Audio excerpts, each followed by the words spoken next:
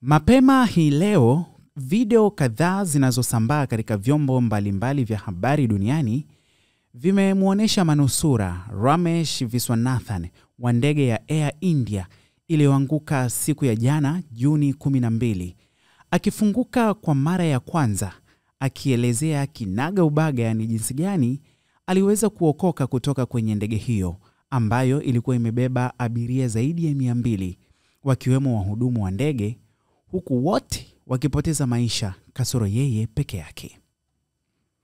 Sasa kupitia mahojiano na chombo cha habari cha nchini India, Ramesh alisema, "Kila kitu kimetokea mbele ya macho yangu.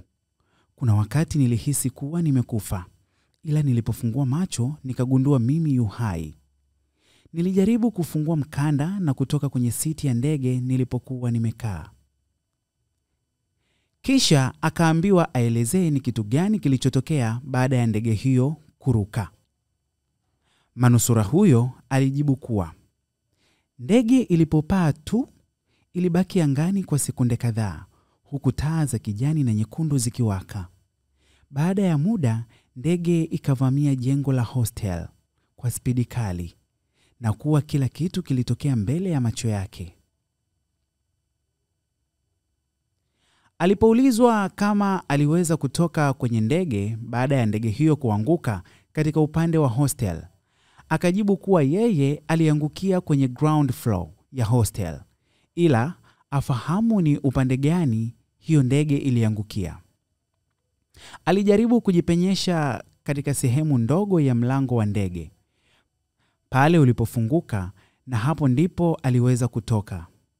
Manusura huyo aliendelea kwa kusema, "Watu wengine walishindwa kutoka kwa sababu ndege iliangukia sehemu iliyozungukwa na ukuta wa jengo. Siamini ni jinsi gani nimeweza kunusurika. Nimeshuhudia mhudumu wa ndege pamoja na wengine wakikata roho mbele yangu." Mwandishi alipomuuliza kama aliweza kutoka salama, akasema ndiyo aliweza kutoka. Ndege ilipoanza kuwaka moto, mkono wake wa kushoto uliungua. Kisha ambulance likambeba na kumfikisha hospitali.